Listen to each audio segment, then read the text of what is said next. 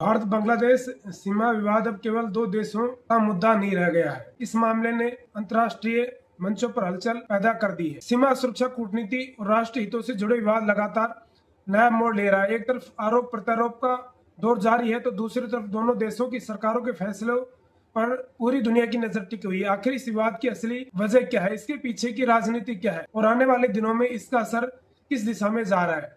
आज की इस विशेष रिपोर्ट हम इस पूरे घटनाक्रम को विस्तार से समझेंगे कि आज हालिया स्थिति क्या बनी हुई है और इस पूरे घटनाक्रम के बीच हुए भारत ने जिस तरीके से यूएनओ की बात को मानने से साफ इनकार कर दिया और यूएनओ ने भारत पर आरोप प्रत्यारोप लगाते हुए प्रतिबंधों की दरकिनार कर दी है। भारत और बांग्लादेश का विवाद अब अपने चरम पर पहुंच चुका है। बांग्लादेश जब से भारत के तार फिशिंग की घटना को लेकर यूएनओ के पास गया तब से वहां के हुक्मरानों को यह गलतफहमी होने लगी है कि संयुक्त राष्ट्र जो भी एक तरफा आदेश पारित कर देगा भारत उसे चुपचाप मान लेगा। लेकिन शायद बांग्लादेश की सरकार इस बात को पूरी तरह से भूल गई कि इस समय भारत की गद्दी पर कौन बैठा हुआ है।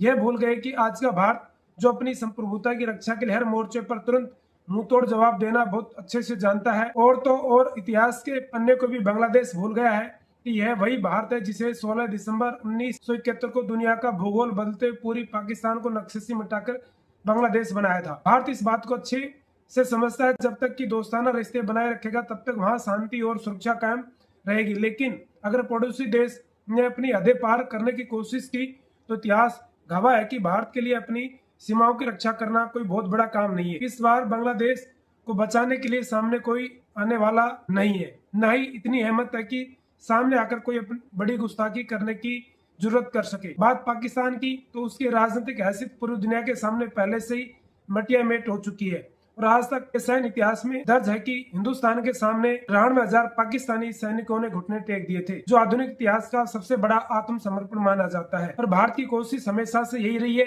अपने पड़ोसियों के साथ कूटनीतिक मर्यादा और सद्भाव के रिश्ते निभाए। लेकिन जिस दिन देश की सुरक्षा एजेंसियों को यह लगने लगा कि सामने वाला देश भारत के हितों को नुकसान पहुंचा रहा है, उस दिन रणनीतिक संतुलन बदलने में देर नहीं लगती। लेकिन अब इसका सबसे बड़ा सवाल यह है कि इस पूरे जमीनी विवाद के बीच संयुक्त राष्ट्र की एंट्री हो चुकी है। अंतर्राष्ट्रीय संस्था को यह भी अंदाजा नहीं था कि जब बात राष्ट्र हित की आती है तो भारत के फैसले और पीएम मोदी का रुख पूरी दुनिया के बड़े मंचों को हिलाकर रख देता है। तो फिर संयुक्त राष्ट्र तो क्या चीज है? भारत के संकल्प के सामने भला वे हमारा क्या बिगाड़ पाएंगे? आखिर संयुक्त राष्ट्र यूएनओ ने एक ऐसा आदेश पारित कर दिया जिससे एक बार फिर से दिल्ली एक्शन प्लान इस चक्रव्यूह को तोड़ने के लिए रचा जा रहा है। और कैसे भारत अंतर्राष्ट्रीय पाबंदियों की परवाह किए बगैर अपनी सरहद को अभेद बनाने में जुटा चुका है, इस रिपोर्ट में पूरी गहराई से समझेंगे और यह समझेंगे कि असल में भारत ने इस पर क्या प्रतिक्रिया दे डाली है। उससे पहले जिन्होंने मेरा चैनल सब्सक्राइब नहीं किया है तो मेरे चैनल को सब्सक्राइब और फॉलो कर ले। दोस्तों, अब हम सबसे बड़े और कड़वे सच को समझना होगा जिसे मुख्य धारा का मीडिया अक्सर दबा देता है। सवाल यह उठता है कि आखिर संयुक्त राष्ट्र यूएनओ भारत जैसी उभरती हुई वैश्विक महाशक्ति के खिलाफ ऐसा पक्षपातपूर्ण रवैया क्यों अपना रहा है और क्यों बांग्लादेश का हमदर्द बन चुका है? राजनीतिक जानकारों की माने तो इसके पीछे बहुत बड़ा पुराना चक्रव्यूह काम कर रहा है। दरअसल संयुक्त राष्ट्र सुरक्षा परिषद और उसकी कई संस्थाओं पर आज भी उन पश्चिमी देशों और वैश्विक ताकतों का गहरा प्रभाव है जो भारत की तेजी से बढ़ती आर्थिक ताकत को पचा नहीं पा रहे हैं। भारत जिस तरह से स्वतंत्र विदेश नीति चल रहा है, बिना किसी दबाव के अपने फैसले खुद ले रहा है और दुनिया के बड़े मंचों पर ग्लोबल साउथ का लीडर बनकर उभर रहा है, वह कई महाशक्तियों को रास नहीं आ रहा है। भारत को घेरने के लिए और उसके बढ़ते कदमों को रोकने के लिए विदेशी ताकतों को बांग्लादेश के रूप में एक मोहरा मिल चुका है। अंतर्राष्ट्रीय मंच पर बांग्लादेश को आगे करके भारत की संप्रभुता और उसकी आंतरिक सुरक्षा पर दबाव बनाने की कूटनीतिक साजिश रची जा रही है। लेकिन एक और बड़ा सवाल यह है कि कांग्रेस खुद भारत के साथ इस समय सीमावाद को कितनी हवा क्यों दे रही है? यानी कि भारत के अंदर जो कांग्रेस वो भी इसको हवा दे रही है, जो कांग्रेस राजनीतिक पार्टी है। आखिर अचानक से ऐसा क्या हो गया कि कल तक जो पड़ोसी देश दोस्ती की दवाई देता था, आज वो तार फेसिंग के प्रोजेक्ट को रुकवाने के लिए अपनी एडी से चोटी का जोर लगा रहा है। सबसे बड़ा कारण है देश की आंतरिक राजनीति और सत्ता में आए नए समीकरण। हुकूमत इसमें अपने देश के भीतर चरमपंथी और भारत विरोधियों को खुश करने की कोशिश में लगी हुई है। यानी कि बांग्लादेश में जो नई सरकार है वो भारत विरोधी ताकतों को खुश कर रही है। वो अपनी सरकार अपनी सत्ता बचा रही है ताकि अपनी राजनीतिक जमीनी हकीकत को और भी ज्यादा मजबूत किया जा सके। इसके अलावा भारत बांग्लादेश सीमा पर फेंसिंग का काम पूरा होने का सीधा मतलब यह है कि सीमा पार से अवैध घुसपैठ, मानव तस्करी और करोड़ों रुपए के अवैध कारोबार हमेशा के लिए पूरी तरह से बंद हो जाएगा। इसके पीछे एक बहुत बड़ा और रसूखदार सिंडिकेट पिछले कई दशकों से इस सरहद का फायदा उठाकर के भारत विरोधी गतिविधियों को अंजाम देता है। अब फेंसिंग वाले प्रोजेक्ट बुरी तरह से बोखला उठा है, सीमा पर तनाव पैदा कर रहा है ताकि इस पूरी दुनिया के सामने आने वाला है। दोस्तों, अगर आप भी अपने देश की संप्रभुता और भारत की कार्य पर पलटवार का दिल से समर्थन करते हैं तो वीडियो को तुरंत लाइक कर दीजिए और कमेंट बॉक्स में पूरी ताकत के साथ जय हिंद जय जवान लिखना बिल्कुल भी मत भूलिएगा और चैनल को सब्सक्राइब और फॉलो भी कर लीजिए। चलिए समझते हैं, इतिहास के पन्नों को पलटना होगा जो आज के तनाव की बुनियाद रखते हैं।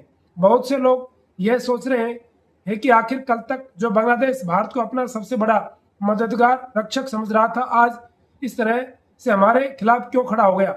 अगर बीते सालों के इतिहास पर नजर डालें तो रिश्ते हमेशा से एक जैसे नहीं रहे, बल्कि इनमें कई बार बड़ी रणनीतिक उतार चढ़ाव आए हैं। इसका आंतरिक रणनीति का कारण है, जब बांग्लादेश में भारत के समर्थक सरकार रही तब दोनों देशों के बीच सीमा विवाद सुलझाने और व्यापार को बढ़ाने का सकारात्मक काम हुए। लेकिन जैसे ही बांग्लादेश की अंदरूनी राजनीति में बदलाव आया, कुछ कट्टरपंथी और विरोधी ताकतों के इतिहास पर चलने वाली तत्वों ने अपनी राजनीतिक रोटियां सेकनी शुरू की, तब से भारतीय विरोधी नैरेटिव को हवा देना शुरू कर दिया। पिछले कुछ सालों में देखा गया कि बांग्लादेश के भीतर एक खास राजनीतिक गुट जानबूझकर जनता के बीच डर फैला रहा है कि भारत उन पर अपना प्रभुत्व जमाना चाहता है, उन पर कब्जा करना चाहता है, जबकि ऐसा कुछ नहीं है। ये सब झूठ है, ये सब प्रोपेगेंडा है। ये डर वहां पर दिखाया जा रहा है, ये झूठ वहां पर फैलाया जा रहा है। आज वहां की नई हुकूमत भारत के साथ सीधे टकराव का रास्ता चुन रही है। सीमा पर अवैध गतिविधियां, मवेशियों की तस्करी और जाली नोटों पर जब भी भारतीय सुरक्षा एजेंसियां नकेल कसी है, तब तब वहां के कुछ रसूखदार गुटों को मिर्ची लग गई है। यही कारण है कि वे आज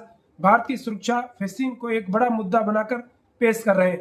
वे अब भी भूल गए हैं कि भारत ने पिछले कई दशकों में एक बड़े भाई की तरह हमेशा उनकी आर्थिक रणनीतिक मदद की, चाहे वह आपदा के समय अनाज और दवाइयां पहुंचाना हो या फिर अंतर्राष्ट्रीय मंचों पर उनका साथ देना हो। लेकिन इतिहास गवाह है, सारे एहसान फरामोश है। कूटनीतिक कभी भी लंबे समय तक नहीं दिखती। बांग्लादेश जिस तरह से भारत के खिलाफ यूएनओ का दरवाजा खटखटा चुका है, वह असल में उसकी बदले हुई और नकारात्मक सोच का नतीजा है। वह दिखाना चाहते कि वे भारत के सामने झुकने वाले नहीं है, लेकिन हकीकत यह है कि इस तरह के व्यवहार से खुद अपने पैरों पर कुल्हाड़ी मार रहे हैं।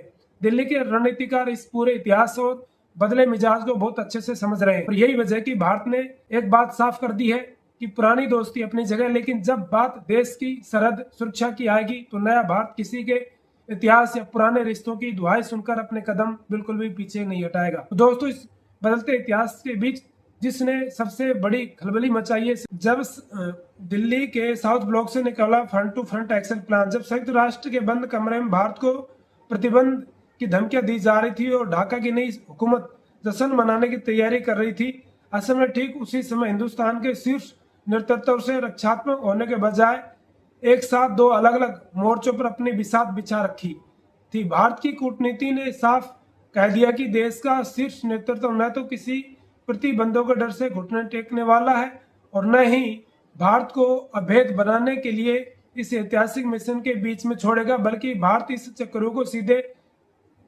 अंतर्राष्ट्रीय मंच पर ध्वस्त करने जा रहा है।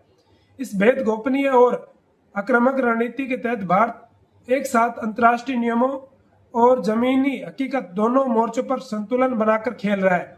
इसके तहत जहां एक तरफ दुनिया की सबसे धाकड़ और विराट विदेश मंत्री जयशंकर यूएनओ के मंच पर सीधे बातचीत करने, पक्षपातपूर्ण रवैये को बेनकाब करने के लिए न्यूयॉर्क में विरोध जता चुके हैं, तो दूसरी तरफ जमीनी मोर्चों पर सुरक्षा व्यवस्था की कमान देश की सेना ने संभाल रखी है। गृह मंत्रालय के निर्देश पर सीमा सुरक्षा बल पूरी तरह से अलर्ट मोड पर है। सबसे संवेदनशील इलाकों में गश्त की संख्या को बढ़ाया गया है और आधुनिक निगरानी उपकरणों को 24 घंटे तक अलर्ट मोड पर डाल दिया है। भारतीय सुरक्षा एजेंसियों को स्पष्ट निर्देश दिए जा चुके हैं कि सीमा पार से होने वाले किसी भी तरीके के उकसाव को सरहद पार की जाने वाली हरकत का जवाब बेहद सख्ती और बिना किसी हिचकिचाहट के तत्काल दिया जाए। इस तत्परता और दिल्ली के कड़े रुख ने अंतर्राष्ट्रीय मंचों पर भारत के खिलाफ लॉबिंग करने वाले देशों को भारी तनाव में डाल दिया है। तो बहुत अच्छे से जानते हैं कि जब भारत की संप्रभुता की रक्षा के लिए इस तरीके का कड़ा रुख अपनाता है तो फिर वह किसी भी अंतर्राष्ट्रीय दबाव के सामने एक इंच भी पीछे नहीं हटेगा। तो दोस्तों, दिल्ली की इस फ्रंट टू फ्रंट एक्शन वाले प्लान का जो आक्रामक और निर्णायक मोड है वह देश के सबसे बड़े सुरक्षा रणनीति कार्य का सीधे ग्राउंड जीरो पर एक्टिव होना है। भारत को गिराने की बड़ी साजिश रची जा रही थी। ठीक उसी समय भारत के राष्ट्रीय सुरक्षा सलाहकार अजीत डोभाल का सीमा सुरक्षा से जुड़े संवेदनशील इलाकों का दौरा करना सीमा पार बैठे ताकतों के लिए एक सीधा बड़ा और अल्टीमेटम है कि गलियारों में इस कदम को बेहद गंभीरता से देखा जा रहा है, क्योंकि साफ संकेत मिल रहा है कि अंतर्राष्ट्रीय संस्थाओं के एक तरफा दबाव में आकर भारत अपनी सरहद की सुरक्षा को लेकर रत्ती भर ढिलाई बरतने के मूड में नहीं है। अजीत डोभाल के कड़े रुख ने सीमा पार के उन चरमपंथियों और घुसपैठियों के मंसूबों पर पूरी तरह से पानी फेर दिया है, जो यूएनओ के आदेश की आड़ में सोच रहे थे कि भारत अपने फेसिंग के काम को बीच में रोकेगा। इस दौरान सुरक्षा बलों को स्पष्ट निर्देश दिए जा चुके हैं और हर तरह से होने वाली घुसपैठ को नाकाम किया जाएगा।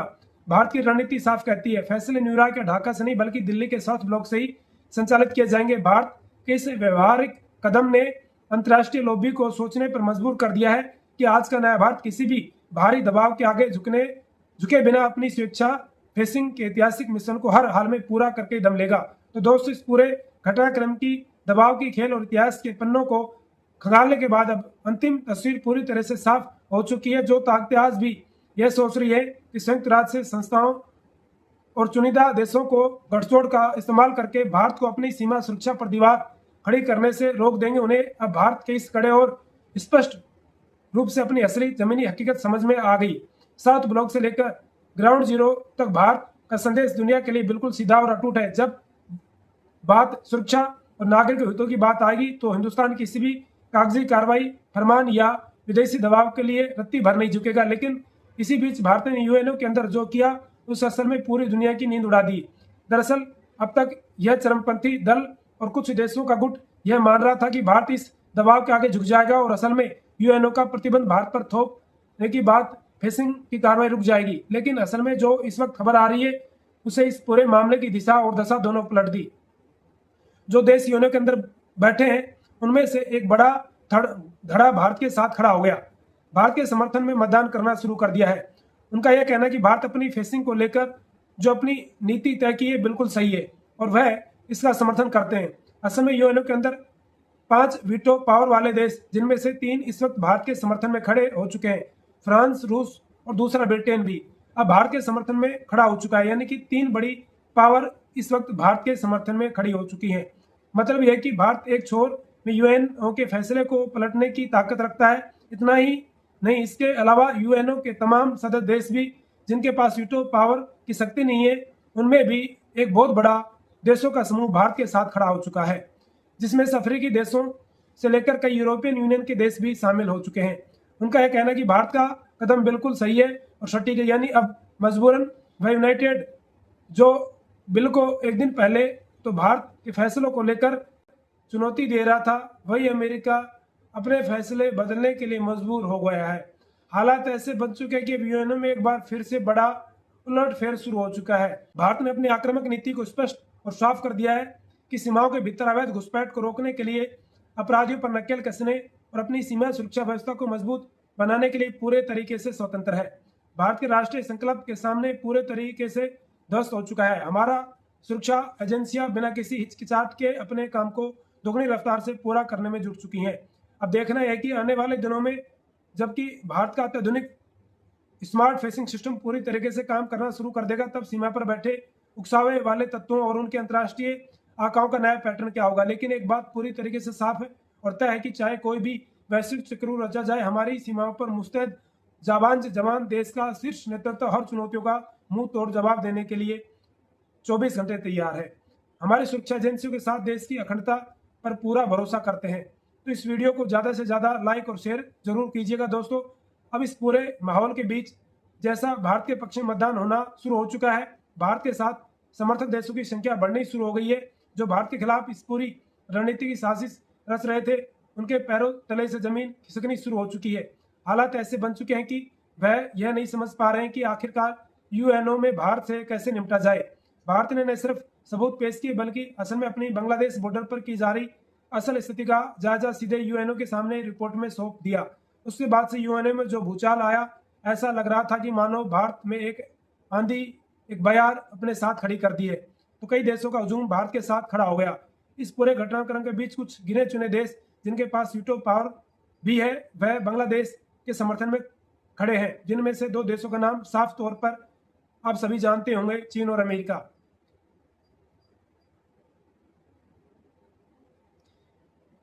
वहीं दूसरी तरफ अमेरिका भारत के सामने उसका साथी, अच्छा दोस्त होने का दिखावा जरूर करता है, लेकिन असल में भारत के पीठ पीछे बांग्लादेश के समर्थन में खड़ा हो चुका है। इस पूरे घटनाक्रम में अमेरिका का यह कहना है कि भारत की तरफ से की गई कार्रवाई पर रोक लगानी चाहिए, इस पर नियमित और संतुलित रूप से भारत को अपना निर्णय रखना चाहिए, इसके बाद काम करना चाहिए। अमेरिका का पक्ष कुछ ऐसे ही रहा है कि इसका साफ मतलब है कि अमेरिका सीधे तौर पर भारत के साथ अर्थात भारत के विरोध में खड़ा है, लेकिन पीठ पीछे बांग्लादेश की सहायता जरूर कर रहा है। इसका मतलब यह कि भारत की पूरी सीमा है, यानी कि पूरी सीमा को लेकर अमेरिका ये चाहता है, उस पर किसी न किसी तरीके से अमेरिका अपना प्रभुत्व जमाने की कोशिश में लगा है। अमेरिका भारत को अस्थिर करने की फिराक में लगा हुआ है। अब यह कहीं ना कहीं भारत के लिए बड़ी चुनौती बनती हुई नजर आ रही है कि पुराने सीमा विवादों को हमेशा के लिए सुलझा ले। इस कड़वे सच को बहुत अच्छे से हमें जानते हैं कि हिंदुस्तान वैश्विक पटल पर उलझाकर रखने से उसकी आर्थिक तरीके को रोकना चाहिए, इसलिए भारत को सीमा विवाद में उलझाना चाहते हैं, पूरी सीमा विवाद को उलझाना चाहते हैं, ताकि बांग्लादेश के सारे अमेरिका वहां पर अपना दबदबा कायम कर सके। लेकिन भारत की बात बहुत जल्दी समझ में आ गई जब दिल्ली के साउथ ब्लॉक से निकला front to front action plan. जब संयुक्त राष्ट्र के बंद कमरे में भारत को प्रतिबंध की धमकियां दी जा रही थी और ढाका की नई हुकूमत जश्न मनाने की तैयारी कर रही थी, असल में ठीक उसी समय हिंदुस्तान के शीर्ष नेतृत्व से रक्षात्मक होने के बजाय एक साथ दो अलग अलग मोर्चों पर अपनी बिसात बिछा रखी थी। भारत की कूटनीति ने साफ कह दिया कि देश का शीर्ष नेतृत्व न तो किसी प्रतिबंधों के डर से घुटने टेकने वाला है और न ही भारत को अभेद बनाने के लिए इस ऐतिहासिक मिशन के बीच में छोड़ेगा, बल्कि भारत इस चक्रों को सीधे अंतर्राष्ट्रीय मंच पर ध्वस्त करने जा रहा है। इस भेद गोपनीय और आक्रामक रणनीति के तहत भारत एक साथ अंतर्राष्ट्रीय नियमों और जमीनी हकीकत दोनों मोर्चों पर संतुलन बनाकर खेल रहा है। इसके तहत जहां एक तरफ दुनिया की सबसे धाकड़ और विराट विदेश मंत्री जयशंकर यूएनओ के मंच पर सीधे बातचीत करने और पक्षपातपूर्ण रवैये को बेनकाब करने के लिए न्यूयॉर्क में विरोध जता चुके हैं, तो दूसरी तरफ जमीनी मोर्चों पर सुरक्षा व्यवस्था की कमान देशी सेना ने संभाल रखी है। गृह मंत्रालय के निर्देश पर सीमा सुरक्षा बल पूरी तरह से अलर्ट मोड पर है। सबसे संवेदनशील इलाकों में गश्त की संख्या को बढ़ाया गया है और आधुनिक निगरानी उपकरणों को 24 घंटे तक अलर्ट मोड पर डाल दिया है। भारतीय सुरक्षा एजेंसियों को स्पष्ट निर्देश दिए जा चुके हैं कि सीमा पार से होने वाले किसी भी तरीके के उकसाव को सरहद पार की जाने वाली हरकत का जवाब बेहद सख्ती और बिना किसी हिचकिचाहट के तत्काल दिया जाए। इस तत्परता और दिल्ली के कड़े रुख ने अंतर्राष्ट्रीय मंचों पर भारत के खिलाफ लॉबिंग करने वाले देशों को भारी तनाव में डाल दिया है। तो बहुत अच्छे से जानते हैं कि जब भारत की संप्रभुता की रक्षा के लिए इस तरीके का कड़ा रुख अपनाता है तो फिर वह किसी भी अंतर्राष्ट्रीय दबाव के सामने एक इंच भी पीछे नहीं हटेगा। तो दोस्तों, दिल्ली की इस फ्रंट टू फ्रंट एक्शन वाले प्लान का जो आक्रामक और निर्णायक मोड है, वह देश के सबसे बड़े सुरक्षा रणनीति कार्य का सीधे ग्राउंड जीरो पर एक्टिव होना है। भारत को गिराने की बड़ी साजिश रची जा रही थी। ठीक उसी समय भारत के राष्ट्रीय सुरक्षा सलाहकार अजीत डोभाल का सीमा सुरक्षा से जुड़े संवेदनशील इलाकों का दौरा करना सीमा पार बैठे ताकतों के लिए एक सीधा बड़ा और अल्टीमेटम है कि गलियारों में इस कदम को बेहद गंभीरता से देखा जा रहा है, क्योंकि साफ संकेत मिल रहा है कि अंतर्राष्ट्रीय संस्थाओं के एक तरफा दबाव में आकर भारत अपनी सरहद की सुरक्षा को लेकर रत्ती भर ढिलाई बरतने के मूड में नहीं है। अजीत डोभाल के कड़े रुख ने सीमा पार के उन चरमपंथियों और घुसपैठियों के मंसूबों पर पूरी तरह से पानी फेर दिया है, जो यूएनओ के आदेश की आड़ में सोच रहे थे कि भारत अपनी फेसिंग के काम को बीच में रोकेगा। इस दौरान सुरक्षा बलों को स्पष्ट निर्देश दिए जा चुके हैं और हर तरह से होने वाली घुसपैठ को नाकाम किया जाएगा। भारत की रणनीति साफ कहती है, फैसले न्यूयॉर्क या ढाका से नहीं बल्कि दिल्ली के साउथ ब्लॉक से ही संचालित किए जाएंगे। भारत के इस व्यवहारिक कदम ने अंतर्राष्ट्रीय लॉबी को सोचने पर मजबूर कर दिया है कि आज का नया भारत किसी भी भारी दबाव के आगे झुके बिना अपनी स्वेच्छा फेसिंग के ऐतिहासिक मिशन को हर हाल में पूरा करके दम लेगा। तो दोस्तों, इस पूरे घटनाक्रम की दबाव की खेल और इतिहास के पन्नों को खंगालने के बाद अब अंतिम तस्वीर पूरी तरह से साफ हो चुकी है। जो ताकतें आज भी यह सोच रही है कि संयुक्त राष्ट्र संस्थाओं और चुनिंदा देशों को गठजोड़ का इस्तेमाल करके भारत को अपनी सीमा सुरक्षा पर दीवार खड़ी करने से रोक देंगे, उन्हें अब भारत के इस कड़े और स्पष्ट रूप से अपनी असली जमीनी हकीकत समझ में आ गई। साउथ ब्लॉक से लेकर ग्राउंड जीरो तक भारत का संदेश दुनिया के लिए बिल्कुल सीधा और अटूट है। जब बात सुरक्षा और नागरिक हितों की बात आएगी तो हिंदुस्तान किसी भी कागजी कार्रवाई, फरमान या विदेशी दबाव के लिए रत्ती भर नहीं झुकेगा। लेकिन इसी बीच भारत ने यूएनओ के अंदर जो किया उस असल में पूरी दुनिया की नींद उड़ा दी। दरअसल अब तक यह चरमपंथी दल और कुछ देशों का गुट यह मान रहा था कि भारत इस दबाव के आगे झुक जाएगा और असल में यूएनओ का प्रतिबंध भारत पर थोपने की बात फेसिंग की कार्रवाई रुक जाएगी। लेकिन असल में जो इस वक्त खबर आ रही है उसे इस पूरे मामले की दिशा और दशा दोनों पलट दी। जो देश यूएनओ के अंदर बैठे हैं उनमें से एक बड़ा धड़ा भारत के साथ खड़ा हो गया, भारत के समर्थन में मतदान करना शुरू कर दिया है।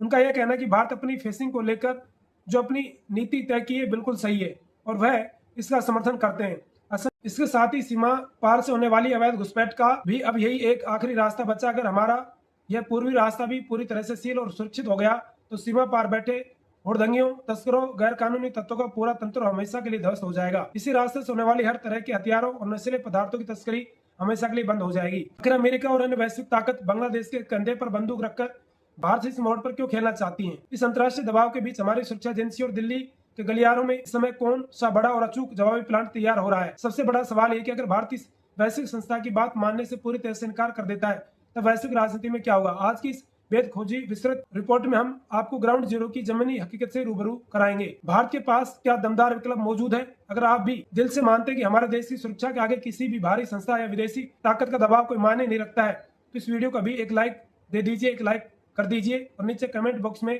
अपने देशभक्ति के साथ जय हिंद जरूर लिखिएगा। चलिए अब विस्तार से समझते हैं कि इस पूरे वैश्विक चक्रव्यूह की इनसाइड स्टोरी क्या है। ऐसा दोस्तों अब हमें इस बात की गहराई में जाना होगा कि आखिर अचानक ऐसा क्या हुआ कि इस पूरे मामले में अमेरिका का नाम इतनी तेजी से सामने आने लगा। अगर आप ग्लोबल पॉलिटिकल के बारे में थोड़ा बहुत भी समझते हैं, वैश्विक राजनीति के बारे में थोड़ा बहुत भी समझते हैं तो ये बहुत ही महत्वपूर्ण है। अंतर्राष्ट्रीय मंचों पर कभी भी कोई घटना यूं अचानक नहीं होती है, हर कदम के पीछे एक बहुत बड़ी स्क्रिप्ट होती है। आइए इसे पूरे खेल को समझते हैं। जैसे ही भारत ने अपनी पूर्वी सीमा पर कटीले तार की फेंसिंग का काम शुरू किया वैसे ही कुछ बड़ी पश्चिमी ताकतों के कान खड़े हो गए। देश की सरहद पर कटीली तार लगाने की नहीं बल्कि आगामी असली बात इस पूरे उपमहाद्वीप पर अपना पुराना दबदबा बनाए रखना चाहता है और इसी चीज को लेकर जो पश्चिमी ताकतें हैं उनको यह बात खटक रही है। भारत ने अपने इस संवेदनशील हिस्से को पूरी तरह से सील और सुरक्षित कर लिया तो पूरे क्षेत्र पर किसी न किसी से भारी दखल खत्म हो जाएगा, भारी दखल की कोई गुंजाइश नहीं रहेगी। मुख्य कारण है जिसके चलते अंतर्राष्ट्रीय गलियारों में अचानक से इस मुद्दे को हवा दी जाने लगी। बिना किसी ठोस कूटनीतिक बातचीत की, बिना दोनों देशों को विश्वास में लिए सीधे सबसे बड़े वैश्विक मंच का इस्तेमाल करके भारत पर एक मनोवैज्ञानिक दबाव बनाने की कोशिश की गई। लेकिन पुराने रणनीतिक इस बार काम नहीं आई क्योंकि शायद वो ये भूल गए कि ये 1971-1965 वाला भारत नहीं है जिसे किसी भी अंतर्राष्ट्रीय मंच या बंद कमरों में डराया दबाया जा सके। आज की तारीख में भारत अपनी संप्रभुता और अखंडता से जुड़े फैसले खुद अपनी शर्तों पर लेता है और जब बात हमारे देश की सीमाओं की रक्षा की तो हमारा उच्च नेतृत्व किसी भी भारी दबाव या निर्देशों को स्वीकार करने से साफ मना कर देता है। इस पूरे घटनाक्रम के बाद अब नई दिल्ली के सबसे सुरक्षित और गोपनीय कमरों में एक बहुत बड़ी और उच्च स्तरीय बैठक शुरू हो चुकी है जहां इस वैश्विक कूटनीतिक घेराबंदी का मुंह तोड़ जवाब देने के लिए एक बेहद कड़ा और अचूक एक्शन प्लान तैयार किया जा रहा है। तो दोस्तों जब न्यूयॉर्क के बंद कमरों में भारत की सुरक्षा को रोकने की साजिश रची जा रही थी ठीक उसी समय नई दिल्ली के साउथ ब्लॉक में एक ऐसी खबर निकल के सामने आई जिसने पूरी दुनिया के बड़े बड़े नीति निर्माताओं को हैरान करके रख दिया। जैसे ही इस एक तरफा निर्देश की भनक दिल्ली के गलियारों को लगी बिना एक पल गवाए देश के शीर्ष नेतृत्व की एक बेहद हाई लेवल और गोपनीय आपातकालीन बैठक बुलाई गई। इस बैठक की गंभीरता और इसके महत्व को अंदाजा आप इसी बात से लगा सकते हैं कि इसमें देश के गृह मंत्री अमित शाह और राष्ट्रीय सुरक्षा सलाहकार अजीत डोभाल, विदेश मंत्री एस जयशंकर, रक्षा मंत्री राजनाथ सिंह जैसे देश के सबसे बड़े रणनीतिकार एक साथ एक ही टेबल पर मौजूद थे। सूत्रों से मिली जानकारी के मुताबिक इस बैठक में विदेशी ताकतों के कूटनीतिक दबाव का मुकाबला करने के लिए भारत की जीरो टॉलरेंस यानी शून्य की नीति पर अंतिम मुहर लगा दी गई। भारत का रुख इस बैठक में पूरी तरह से साफ, स्पष्ट और बेहद कड़ा था। हमारी कूटनीतिक टीम ने सीधे और कड़े शब्दों में यह संदेश अंतर्राष्ट्रीय पटल पर भेज दिया कि भारत अपनी संप्रभुता, अपनी सीमाओं की सुरक्षा के मामलों में किसी भी भारी संस्था तीसरे देश के दखल को पूरी तरह से खारिज करता है। तार फेंसिंग का यह काम किसी भी दूसरे देश को नुकसान पहुंचाने या परेशान करने के लिए नहीं बल्कि भारत के अपने नागरिकों की सुरक्षा सुनिश्चित करने, अवैध घुसपैठ को पूरी तरह से रोकने और सीमा पार से होने वाली हर तरह की अवैध गतिविधियों को हमेशा के लिए समाप्त करने के लिए किया जा रहा है। अजीत डोभाल और गृह मंत्रालय के शीर्ष अधिकारियों ने इस आपातकालीन बैठक में ग्राउंड जीरो की सुरक्षा व्यवस्था की व्यापक समीक्षा की और सीमा पार तैनात जाबांज कमांडरों को बेहद स्पष्ट निर्देश जारी कर दिया। वह संदेश बहुत साफ था, कि सरहद पर भारत की सुरक्षा से जुड़ी किसी भी बुनियादी संरचना के निर्माण कार्य की रफ्तार एक सेकंड के लिए भी धीमी नहीं होनी चाहिए। अंतर्राष्ट्रीय मंचों पर कूटनीतिक मोर्चे को संभालने की जिम्मेदारी जहां विदेश मंत्रालय ने पूरी तरह अपने हाथों में ले ली, वहीं जमीनी स्तर पर किसी भी अग्रिम अप्रिय स्थिति या उकसावे से निपटने के लिए सीमा पर एक अभूतपूर्व और अभेद सुरक्षा चक्रव्यूह तैयार कर दिया गया। तो दोस्तों, अब आते हैं आज की सबसे महत्वपूर्ण तकनीकी और कानूनी सवाल पर, जिसका जवाब हर भारतीय जनता जानना चाहती है। अगर भारतीय अंतर्राष्ट्रीय मंच के किसी भी एक तरफ निर्देश या आदेश को मानने से साफ तौर पर इनकार कर देता, तो अंत में राष्ट्रीय नियमों के अनुसार वैश्विक संस्था भारत के खिलाफ आखिर क्या कदम उठा सकती थी। अगर भारत यूएनओ की बात नहीं मानता तो भारत के खिलाफ क्या कदम उठाए जा सकते। तो समझते हैं क्या होता। क्या वाकई में अंतर्राष्ट्रीय संगठन मिलकर हमारे देश पर कोई बड़ी पाबंदी लगा सकते हैं, या फिर सिर्फ एक डर है जो हमें डराने के लिए दिखाया जा रहा है। आइए इसके पीछे की पूरे कूटनीतिक कानून को बहुत ही सरल शब्दों में समझते हैं। अंतर्राष्ट्रीय नियमों और संधियों के मुताबिक अगर कोई देश इस संस्था के निर्देशों की अनदेखी करता है तो उसके खिलाफ मुख्य रूप से 3 तरह के कदम उठाए जा सकते हैं। इसमें सबसे पहला कदम होता है कूटनीतिक निंदा प्रस्ताव लाना। सबसे पहले इस अंतर्राष्ट्रीय मंच पर भारत के खिलाफ निंदा प्रस्ताव पेश किया जा सकता है, जहां कुछ विरोधी देश मिलकर भारत के इस कदम की आलोचना करेंगे और दुनिया के सामने उसे गलत ठहराने की कोशिश करेंगे। लेकिन इतिहास इस बात का गवाह है कि ऐसे खोखले प्रस्तावों का भारत जैसे मजबूत और आत्मनिर्भर देश पर कोई जमीनी या वास्तविक असर नहीं पड़ता। दूसरा कदम होता है आर्थिक प्रतिबंध लगाना। सैद्धांतिक रूप से नियमों को उल्लंघन पर किसी भी देश पर व्यापार की आर्थिक पाबंदियां लगाने की सिफारिश की जा सकती है, पाबंदी लगाई जा सकती है व्यापार करने की। लेकिन भारत दुनिया की 5वीं सबसे बड़ी अर्थव्यवस्था है। वैश्विक बाजार में बड़े बड़े उद्योग और पूरी दुनिया की सप्लाई चेन इस कदर भारत पर निर्भर हो चुकी है कि कोई भी बड़ा या विकसित देश खुद का भारी आर्थिक नुकसान कराकर भारत पर किसी भी तरह की आर्थिक पाबंदी लगाने का जोखिम नहीं उठा सकता। तीसरा और सबसे बड़ा कदम होगा सुरक्षा परिषद का दखल होना। किसी भी तरह की दंडात्मक कार्रवाई को जमीन पर उतारने के लिए भेजने के लिए मामला में सुरक्षा परिषद के पास जाता है और यही पर विदेशी ताकतों का यह पूरा चक्रव्यूह ताश के पत्तों की तरह ढह जाता है। सुरक्षा परिषद में किसी भी बड़े एक्शन या कार्रवाई के लिए 5 स्थायी सदस्यों की आपसी सहमति बेहद जरूरी होती है। भारत के पास कूटनीतिक मोर्चे पर रूस और फ्रांस जैसे बेहद पुराने और मजबूत मित्र देशों के साथ हमेशा रहा है। अगर कोई भी भारत के विरोधी देश हमारे खिलाफ सुरक्षा परिषद में कोई प्रस्ताव पास कराने की नापाक कोशिश करता भी है तो भारत के मित्र देश तुरंत अपनी विशेष वीटो पावर का इस्तेमाल करके उस प्रस्ताव को वहीं के वहीं खारिज कर देंगे, उसे पूरी तरह से मटियामेट कर देंगे। यानी सीधे शब्दों में कहें तो अंतर्राष्ट्रीय नियमों के आड़ में भारत पर जो शिकंजा कसने की कोशिश की उसका कोई भी बाका नहीं कर पाएगा यदि रूस जैसे मित्र हमारे साथ में है। और आर्थिक राजनीतिक रूप से बेहद कमजोर करने की कोशिश करेंगे तो हमारा देश दूसरों पर निर्भर नहीं है। आजकल हम आत्मनिर्भर है। भारत अपनी राष्ट्रीय सुरक्षा के फैसलों किसी भी अंतर्राष्ट्रीय दबाव के तहत बदलने वाला बिल्कुल भी नहीं है। तो दोस्तों, अब हमारे और आपके मन में यह विचार आना बेहद स्वाभाविक। इतिहास में जब भी किसी देश ने संयुक्त राष्ट्र यानी इस वैश्विक संस्था के ऐसे एक तरफा और पक्षपातपूर्ण आदेश को मानने से इनकार कर दिया तो उसके बाद उसका अंजाम क्या हुआ। क्या वाकई इस संस्था के पास इतनी वास्तविक ताकत है किसी संप्रभु देश को अपने फैसलों के आगे घुटने टेकने पर मजबूर कर सके। अगर हम वैश्विक इतिहास के पन्नों को पलटकर गहराई से देखेंगे तो हम ऐसे कई और बड़े ऐतिहासिक उदाहरण मिलते हैं जहां दुनिया के शक्तिशाली और स्वाभिमानी देशों ने इस संस्था के निर्देशों को रद्दी के टुकड़े की तरह डस्टबिन में डाल दिया हो और यह संस्था चाहकर के भी उनका कुछ नहीं बिगाड़ सकी। सबसे बड़ा उदाहरण खुद अमेरिका है। खुद को वैश्विक शांति का मसीहा और ठेकेदार करने वाला अमेरिका ने कई बार अंतर्राष्ट्रीय मंच के कई नियमों को तोड़ा है, कई फैसलों को नहीं माना है। इस संस्था ने साल 2003 में इराक पर सैन्य कार्रवाई की अनुमति देने से साफ मना कर दिया था। तब अमेरिका ने संयुक्त राष्ट्र यूएनओ को निर्देशों को अनदेखा करके इराक पर हमला कर दिया था और अंतर्राष्ट्रीय यह वैश्विक संस्था यूएनओ उस समय एक गूंगे की तरह देखती रही। तो इसलिए ज्यादा कुछ नहीं करता यूएनओ, केवल दिखावा है। अगर जो चीज करनी चाहिए तो ये कर सकता था। अब जो ईरान पर हमला है इस पर रोक सकता था, लेकिन करता धरता कुछ नहीं है। एक नाम की संस्था है, लेने देना कुछ नहीं है। और भारत का जो यूएनओ में ये विवाद पहुंचा है इस पर भी ज्यादा कुछ होने वाला नहीं है। केवल बांग्लादेश अपने आप को खुश कर सकता है। सभी जानते हैं कि भारत कितनी बड़ी ताकत है। भारत को कोई नहीं डरा सकता, भारत को कोई नहीं झुका सकता। ये पहले वाला भारत नहीं है। भारत हर चीज का जवाब देना जानता है और जवाब दे भी रहा है और बड़े अलग तरीके से भारत जवाब दे रहा है। कूटनीतिक तरीके से भी, रणनीतिक तरीके से भी, आर्थिक तरीके से भी, राजनीतिक तरीके से भी, सैन्य तरीके से भी हर चीज का जवाब भारत दे रहा है। तो भारत को कम आंकना उन चीन और अमेरिका जैसे देशों की बहुत बड़ी गलतफहमी हो सकती है, क्योंकि दुनिया के जो छोटे देश है वो भारत को ही अपना मसीहा मानते हैं, भारत को ही अपना नेता मानते हैं। और भारत ने यदि ठान लिया तो यूएनओ जैसी संस्था दुनिया में दूसरी खड़ी की जा सकती है। ऐसा एक नया मंच भी बनाया जा सकता है। तो इस तरह भारत कभी भी झुकने वाला नहीं है। ये बात उन बड़े देशों को आज समझ में आ जानी चाहिए। तो यूएनओ कुछ नहीं करता है।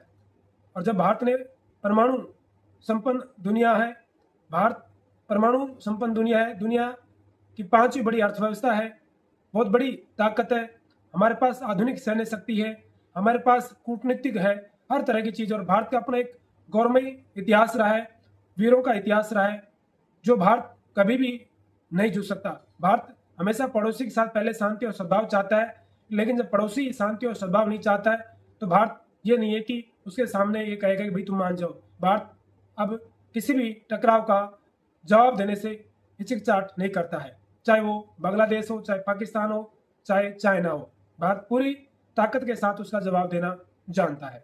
तो दोस्तों, आज का मेरा वीडियो कैसा लगा कमेंट बॉक्स में अपना विचार जरूर रखिएगा और मेरे लिए एक लाइक जरूर कर दीजिएगा। और इस तरह के अच्छे विश्लेषण देखने के लिए आज और अभी मेरे चैनल को फॉलो और सब्सक्राइब कर लीजिएगा। धन्यवाद। जय हिंद, जय भारत।